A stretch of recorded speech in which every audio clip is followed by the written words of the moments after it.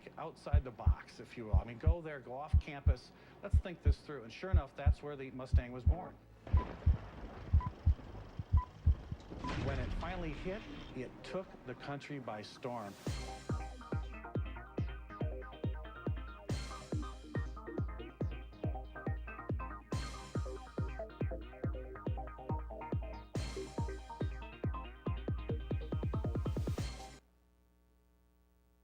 Hello everybody, welcome to another edition of Cars in Context. I'm your host, John Clor, and this is the Motor City. And this is the show that, unlike any other, brings cars into the context of our everyday lives.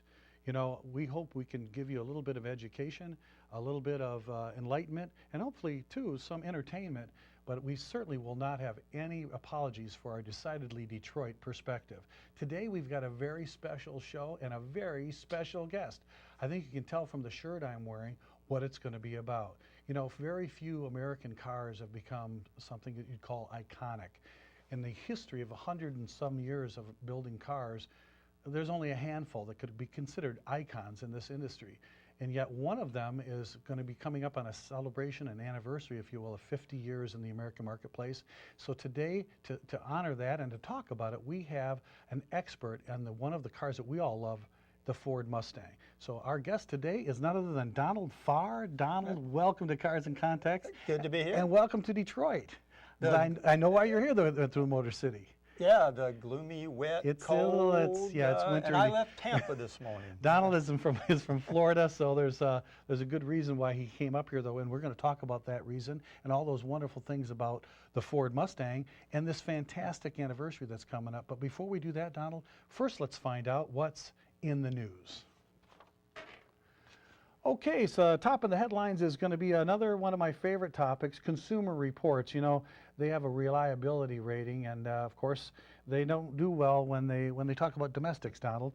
In yet another one of these rating reports released by Consumer Reports, Ford and Lincoln, who just 2 years ago were at the top of the pack, were really down to the bottom of the pack.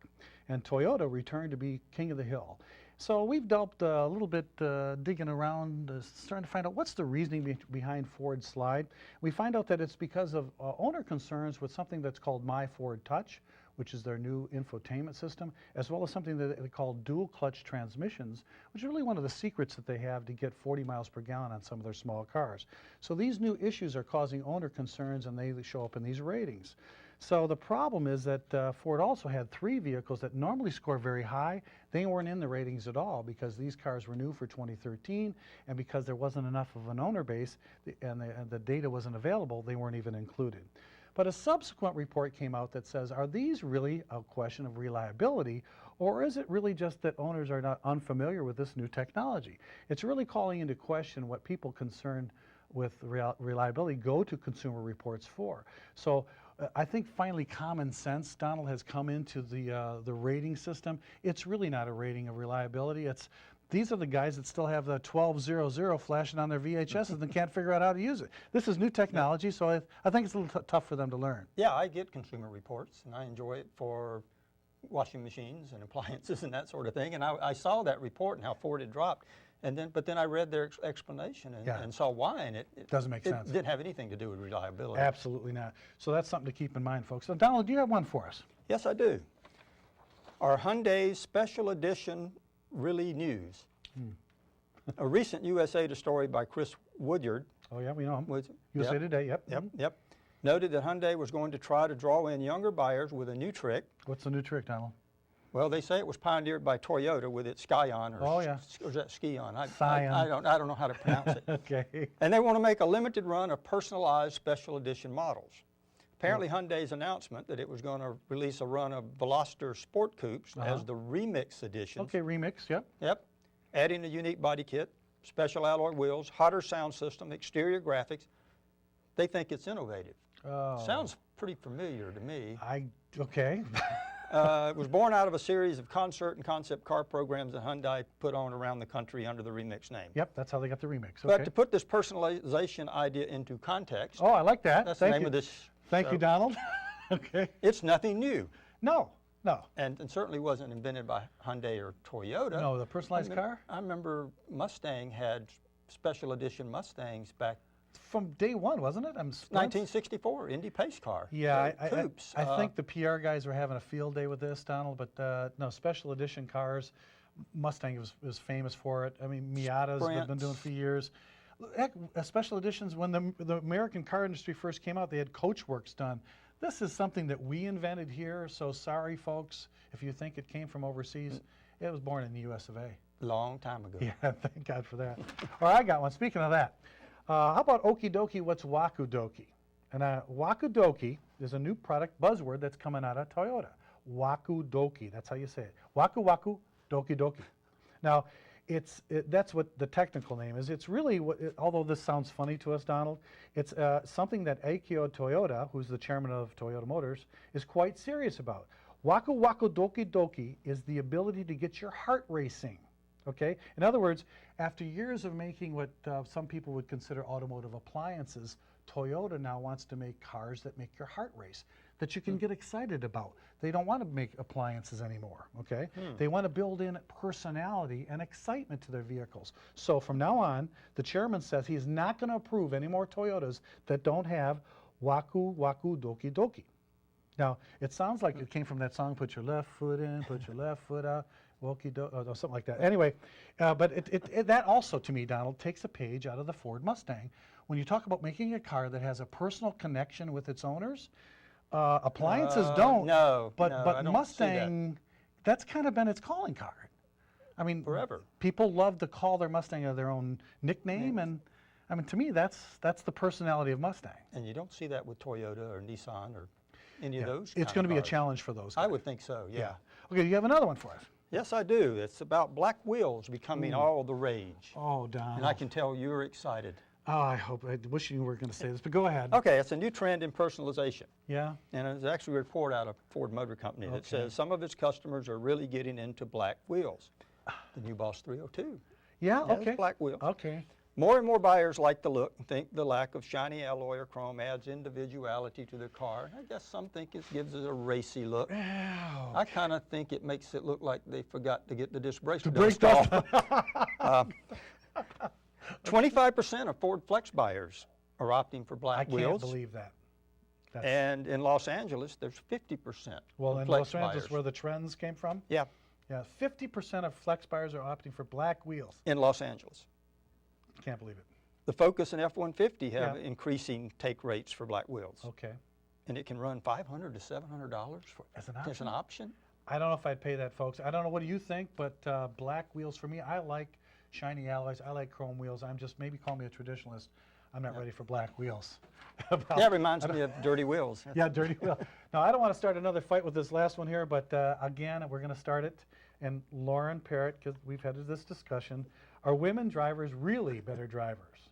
And here we go again. Now, according to a study just released on an English website, it's called carrentals.com, they start again with that ages-old discussion that they say women are not lousy drivers, they're better drivers than men. Yes, they are. Yeah, that's Lauren weighing in on that one. Absolutely right. Here's why they say it is. They've done stats, and the stats say that women tend to get less speeding tickets, and they're involved in fewer auto accidents than male drivers, and they're also rated better at identifying things like traffic signs and signals. Now, but to put this one into context, sorry, Lauren, I'm going to say that just because women who rent these cars don't get in as many accidents or maybe don't have as a big a lead foot as we do, Donald, does that mean they're better drivers, or does that mean they're just better insurance risks? You know, my wife Jenny loves this one, so be careful what you say. But what do you think? I think women tend to be more careful when they're out driving, and you see that a lot when you're the off-ramp, they're coming up the ramp, and instead of merging, they stop. Oh, gosh. Yeah, I don't know why that one came to me. Yeah. But I also think about, I have a boy and a girl. They're both grown now. My daughter's named Lauren, by the way.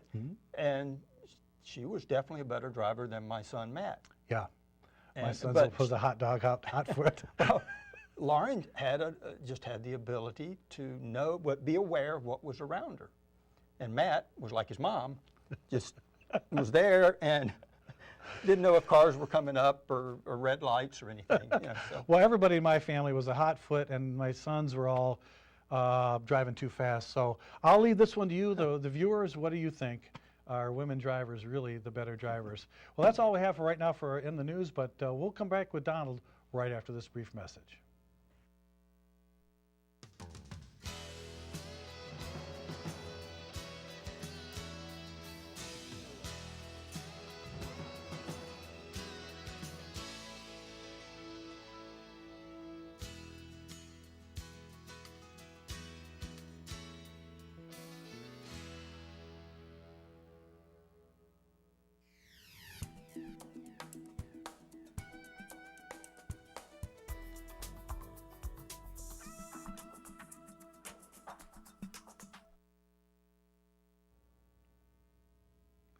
Hi everyone, and welcome back to Cars in Context. I'm your host, John Clor. Today we've got a really special show. You know, when it comes to really fun cars, there's really few, when you think about the American car culture, that's been more fun than the Ford Mustang. I'm wearing my Mustang shirt in honor of a special guest we have today, Donald Farr. Donald, again, thanks for coming out to Detroit. Thanks. I know you're here for business, but I'm really glad you had the chance to stop in and visit our Cars in Context viewers. You know, when it comes to the Ford Mustang, there's 50 years almost of heritage here. Many people, I go back and I talk about cars that we all grew up with, no matter whether you've owned one or you've never even had one in your family, everybody has a Mustang story. And I think that's what really separates this car, why it's so iconic. But why I'm really glad to have you is because, first of all, you're in the Mustang Hall of Fame. Second of all, you won the Lee Iacocca Award. You, in the Mustang hobby, Donald, you were one of my heroes because you have gone out in this world and tried to bring this hobby closer to those of us who love these great American cars. And you're the editor of one of my favorite magazines, which is Mustang Monthly. Tell us a little bit how you got involved in the Mustang world and became editor of Mustang Monthly magazine. Well, I guess it really started for me when I came home from school. I was probably 11 or 12 years old, and the school bus stopped in front of my house, and my grandparents lived across the road. And I looked over there, and there was this signal flare red Mustang GT. It's sitting in my grandparents' driveway. So I naturally had to go over and see what that was all about, who was visiting or whatever, and I found out it was the Ford dealer delivering that car to my grandfather. Wow. So, Cool. and all of a sudden my grandfather became a celebrity in our little neighborhood because Mr. Guy has a Mustang, you know. And I loved being seen in that car. I didn't want to be seen in his four-door Falcon for some reason that he traded. So I think that put in my mind that Mustang was a cool car. Yeah. And then when it came time to me to get my first car, I picked a Mustang, a 70 Fastback. Wow. And that particular car led me to Boss 302s, and Boss 302s led me to the Shelby American Automobile Club, and I started writing articles for them and doing photography for them. And when Larry Dobbs started Mustang Monthly in 1978, wow, about a year later, he discovered that I was out there doing that sort of thing, and had me come down for an interview. And wow. in 1980, I went to work for Mustang Monthly. Wow, 1980, Yeah. that's wild. 32 years ago. Well, you know, with this car, let's talk about this a little bit, folks. You know, the Ford Mustang, when it did come out, it really did just change the landscape of the way we look at cars, because it was so with it. It was so cool. It was so popular. Really, hasn't been a car quite like it since.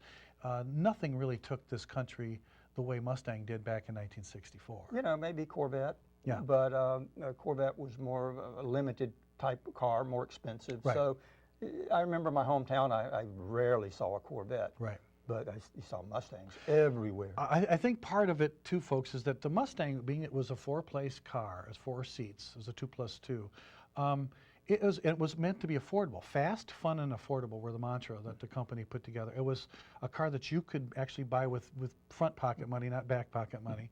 Everybody could enjoy sporty looks, and you didn't have to have the hot engine. You can have a 6-cylinder, good mileage, but you could have the look, you had the sportiness and the fun of an exciting new vehicle that was unlike anything that came before it.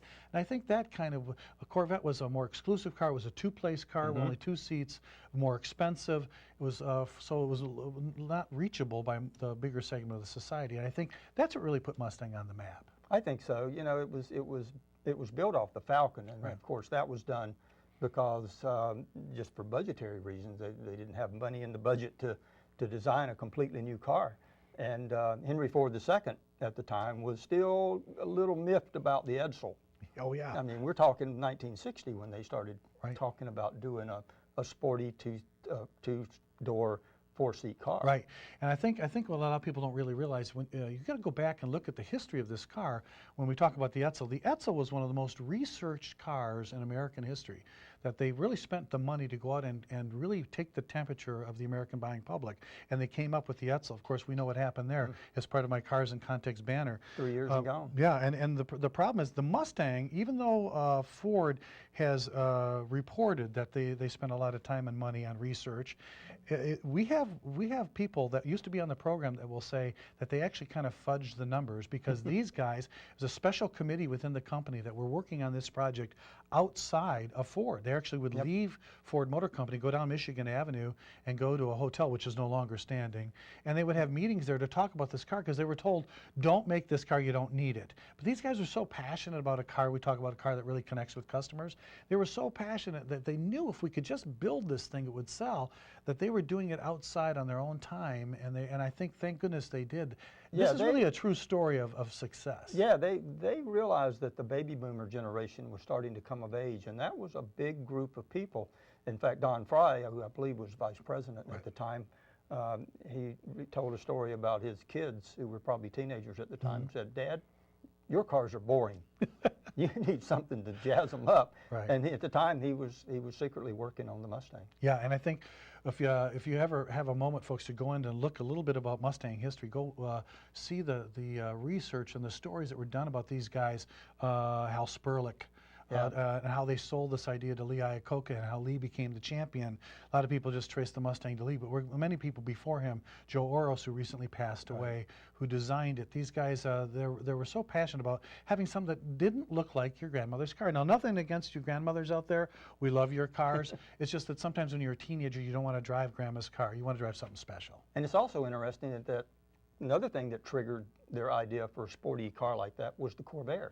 Okay, yeah. With the Monza option. Right, right. It was very popular with the sporty car group. Had 4-speed. So really, Mustang hit a lot of little buttons. They hit. It was the personal sporty car, something like the Monza. You know, think, folks, about the Thunderbird.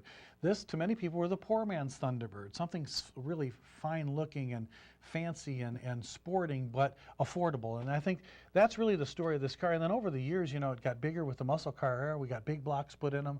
You know, like when you talk about your 70, you know, when you get the 428, those were great cars. The Boss 302s, the racing really had a lot to do with it, and so did Carroll Shelby. Yeah, well, when Lee Iacocca went to Carroll and said, we need to make a sport car out of the Mustang, Carroll Shelby was ready. He was already doing Cobras, and just went to the SCCA, and they said, well, you just need to make it a two-seater and hop up the suspension and go racing. Go race it. And of course, just like Carroll, he went right out and won the very first year. Yeah, they were B production. B production, So, and not unlike anything else he's done throughout his life. When he passed away, we lost a real icon of performance. But Mustang, and then it didn't go away when our world, folks, just like it is today, turned to fuel economy. There were gas shortages in the 70s. Rather than just get rid of this idea, a lot of our big block and muscle cars got parked and put in the barns. But Mustang reinvented itself as Mustang II and came out as something really special. We sold hundreds of thousands, almost 1 million cars in 5 years with the Farrah Fawcett edition. Small, lightweight, fuel efficient, still sporty though. And it was Lee Iacocca's idea to take it back to what it was. Wow. And you're right, and the fourth all-time top production Mustang of almost 50 years was the 1974 Mustang II. You know, the car takes a beating, Donald, when it comes to enthusiasts, because they didn't embrace it, because that very first year it didn't have a V8. But I always like to mention to people, it wasn't really a car. It wasn't meant to bridge anything at all. Yeah. It was to continue a legacy of performance and sporting, even if the late 70s, early 80s meant, you know, emission standards, which our engineers had a hard time meeting. Horsepower was down. But as you know, it's not all about horsepower. It's about torque. And when it did get its V8, it still had torque. It was still a fun-to-drive car, rack and pinion steering. These things were important to Mustang's legacy. And then, of course, here came the thing called the Fox body, which a guy, Jack Telnack, designed to look completely different. That car ran for a long time. Yeah, from 79 up to the basic chassis ran up to 04. Yeah. That car started another muscle car era not right away in '79, but by '82 with the new 5-liter and the GT. The 5.0. The boss is back, they Yep. called it. And that that 5.0. started the 5.0. Yep. And '86, we thought it was all dead because it was EFI, but that was just another beginning. Yeah. Once people learned how to modify the computer and A whole new generation of Mustang people Yep. now Yep. were weaned on a whole new car. Didn't look like the traditional car. The Mustang 2 kind of followed the original, but the Fox body cars, at least up till '93, they had their own look. much more European. Yeah, much more, very, very plain on the slab-sided, more of a wedge-shaped, a wind Right. cheating design. But you know what? Those cars, for a whole generation of people, the post-baby boomer age, really loved those Fox bodies. And, you know, when you talk about the one that came after the SN95, the New Edge cars, and then the current car, which they call S197, it kind of looks like the original Mustang. Now, what's the genesis of that idea to go back with some of this classic shape? Do you think that was a success? Well, it certainly had to be a success, you know. And I know it was a success because the car continues to this day, but I think us old guys really appreciated it. You know, all the cues came back after the Fox body years. You didn't have as much. Yeah. But the mouthy grill and the horse in the middle and Side scallop. And the tri-bar tail lights. Yeah, all those are We important. all appreciated that. Of course, when this current car came out now in 2005, people would say, oh, Ford hasn't had an original idea. They went retro on the Mustang. Of course, those of us in the industry know that Ford really only did what Porsche did when they remade the 911 in 2005. And that is, that car Yep. wasn't retro. It just goes back to its classic shape, like a Coke bottle has this classic shape. The Mustang, instantly recognizable. In fact, when that car was clinic, it had no badges on it whatsoever. People said, oh, there's a new Mustang. Because really, when you have an icon, you don't have to, you just go back to what you know is right. Just like the Porsche 911 looks like a Porsche 911, the current Mustang looks like a Mustang. New Volkswagen Beetle.